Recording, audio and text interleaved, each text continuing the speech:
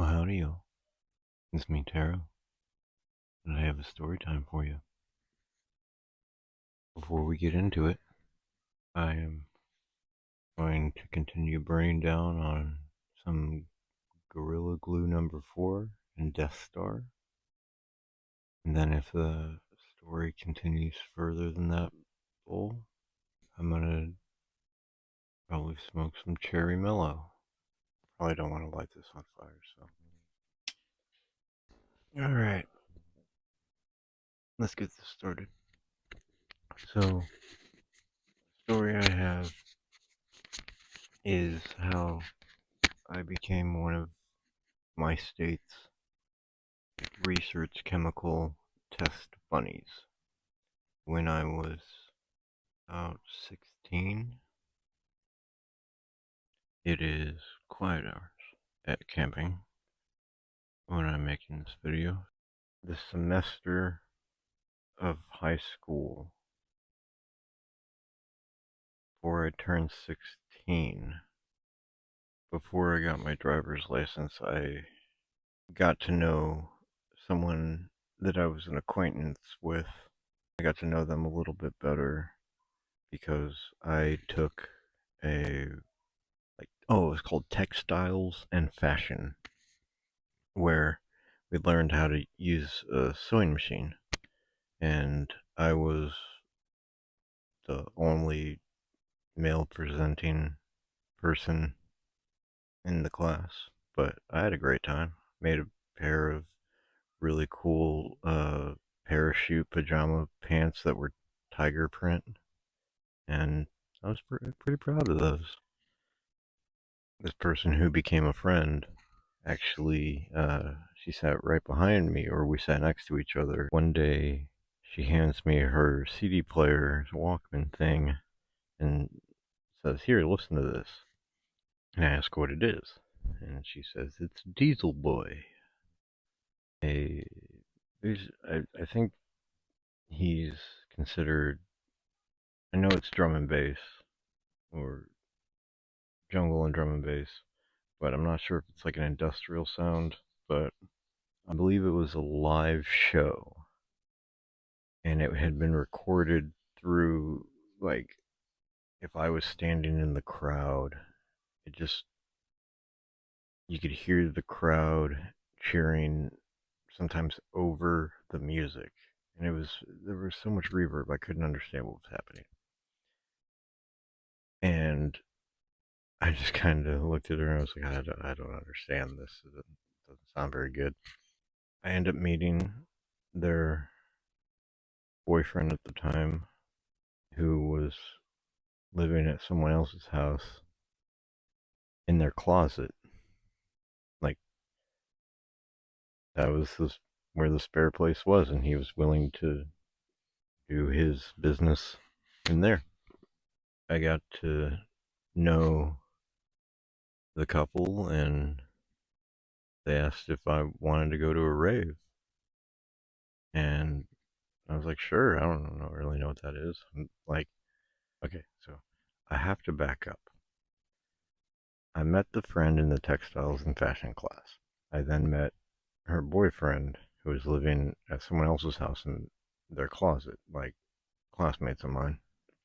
I got to hanging out with them sometimes and hanging out more and becoming friends. And they asked if I wanted to go to a rave, and I said sure. So I technically steal my mom's minivan, and we take it on over to I think to Columbus, Ohio, and it was this like a gymnasium rave. I don't know. There was tons of people there, upwards of like maybe like for the first party I ever went to. The fact that like it wasn't like the modern uh, festivals. This was in like a gymnasium style warehouse kind of setting. Uh, we pull in and there's a bunch of cars there. There's a bunch of super bikes. There's people dressed crazily. And I felt home. All the bright colors. Get to the entrance, and they don't accept my card.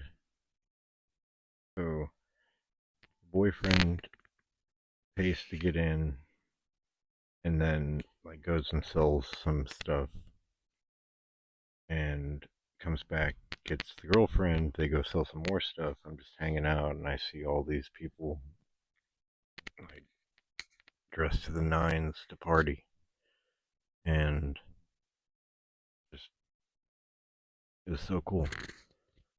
And so they finally come and get me in, and like this is just seared into my memory because the other DJ that he introduced me to was DJ Irene, and we were going to see her. We were going to see, I think, Bad Boy Bill. I think those are the two names I know. Humpty Vision may have been there, or Oakenfold may have been there, maybe both. I really don't remember. This was 24 years ago. I remember stepping into the main stage area, and that's when DJ Irene went on. And if you know how DJ Irene starts her sets, and when she's currently your favorite DJ at the time, the the wave of euphoria that spread over me was just that's why uh, I remember it so well. The story has barely changed, but I know it was DJ Irene, and I used to be able to know who else was there, but I haven't really thought about this story in a while. We're watching everyone and dancing, having a good time, and boyfriend walks up to me. He's like, "Hey, you ready to party?" Like, sure. And he feeds me some a research chemical called AMT. And while I was getting my learner's permit, I was also hanging out with the girlfriend because she was getting her permit too. And her boyfriend at the time was getting a substance research chemical called BZP, which was basically like synthetic ecstasy. So he gives me a dose of AMT, and we're having a good time. And so it's time to leave. I hadn't really thought that far. And this stuff lasts, like, his doses were, like, sometimes, like, 24 hours, maybe longer, depending on who you were. He stayed sober because he wanted to be able to sell stuff, and so he drove home. I was, like, laying in the back, just zonked out of my brain. It was a hardcore hallucinogen, AMT was. And so I started hanging out with the boyfriend more, and he fed me more and more. Like he had AMT at the time, and so he gave me a bunch more. And like some of the doses were like 3 to 4 times what he would normally give people. After getting to know me for a while, he ordered another chemical called 2CT2, which I believe was synthetic mescaline. It caused interesting geometric rainbow patterns for me, but one of the appealing things about it was it only affects your visuals and not your brain. On low doses, on higher doses, it can be similar to the how people become and how you feel, and it's like being a child or whatnot when you're on LSD or acid.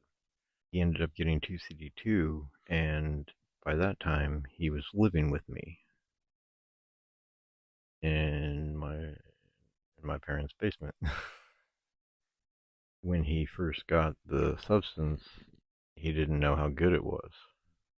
He spent upwards of a few months figuring out the doses on him and I and a few other people. I know he did get some other stuff, and I got to try it, but I know that, but I was only the tester for 2CD2. Boyfriend spent like a few months just dosing me whenever he wanted, and sometimes whenever I wanted. And this guy actually taught me how to make really dangerous substance called ether, which is an inhalant. And he taught me how to make it from starting fluid of a car. I'm not proud of ever showing people how to make it, and I wish he had never shown me. It's a dangerous substance, and I'm surprised I'm alive because of how much of it I did. I know this story is kind of veering off, but I just remembered that that dude taught me how to make ether. I'm gonna need to pack another bowl. Hang on. Alright, okay. Alright, I got that packed, and I'm about to take a hit. I didn't want to bore y'all with just me sitting there silent, just packing up a bowl. That's not interesting. So, hang on. I mean, I don't think this is interesting either, but I want to get high and tell a story. Oh, before I take this hit, you might not be able to see it. And I put a lot of THC on this, so this might be a bad idea.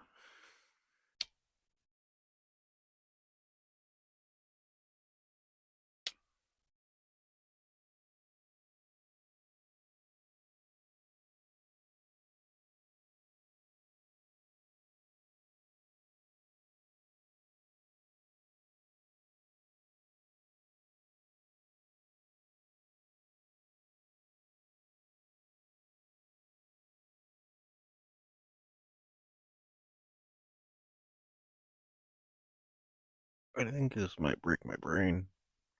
This may have been a bad idea. So, I decided to do pineapple donut instead of cherry mellow.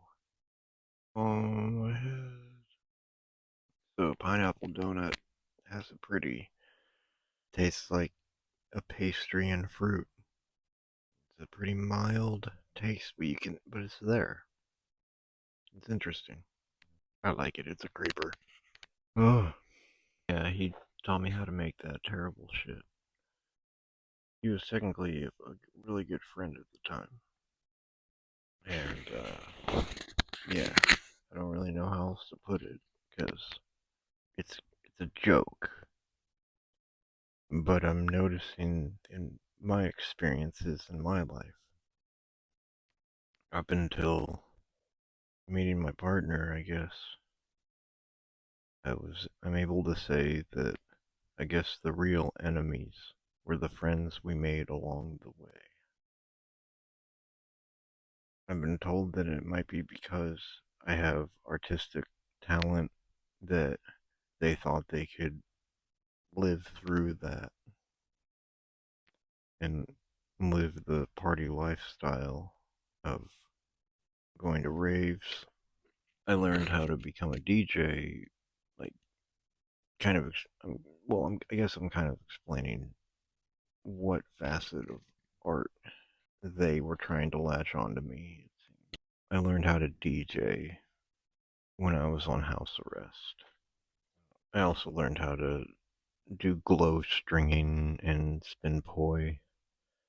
I was on house arrest when I was 20 to 21 for about 8 months. I'm totally gonna forget what I was saying. Oh, don't do that, brain. I think I forgot what I was talking about. Oh no. Take another hit and go back and and try to get back on topic. I'll be back, yo. So I went back and watched, and I technically can't really tell where I was going with that, so I'm just gonna go wherever I go now after taking another hit and try to stay on topic of around research, chemical test bunny.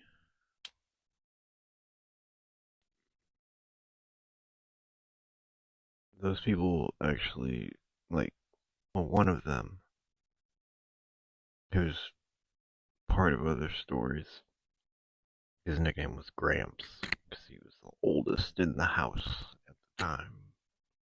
He actually said to my face once that I was gonna make him $1 million. I didn't realize what that meant. I'll get into those stories in the future about Gramps and living with him. Back to Z. They both, girlfriend and the boyfriend, both introduced me to the rave scene, introduced me to research chemicals, and basically taught me. I don't really know what they taught me. I don't think they did. Nothing of value. Like maybe street smart stuff, but nothing I can actually use. At least didn't that I can think of right now. I mean, that could be very wrong. I might just be high and not really able to think about it very clear.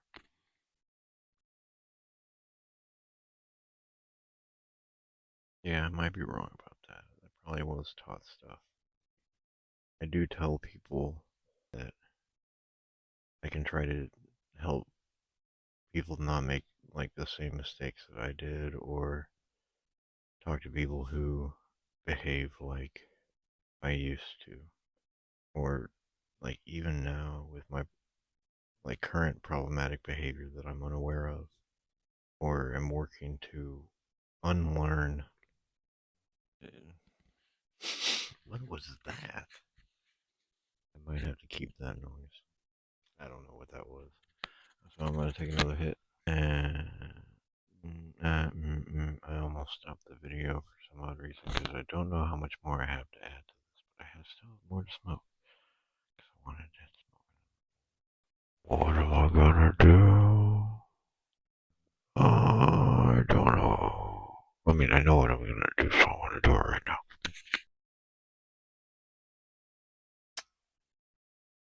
I just realized something. I never asked y'all what your name is, like what you want to be called. I'm Taro. I mean, I have real name? I mean, I have a real name, but I have a name that I've been going by since 6th grade. It has to do with name legally changed, I think. I wonder, like, yeah. I don't know. I've had my, like, actual name for so long. I mean, like, 6th grade. Like, right before that. Yeah, what's your name? What do you want to go by? I'd like to get to know some. Yeah. I'm sorry I haven't asked your name yet. But yeah, let's get to know each other. I guess I'm gonna stop this video and, well, did I take a hit already?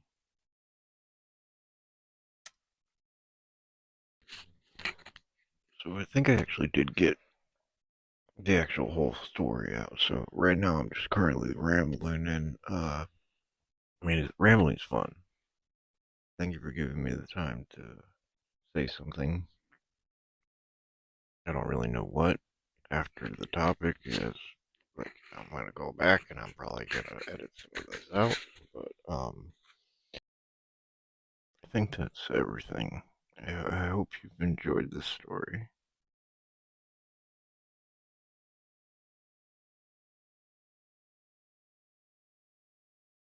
Bye.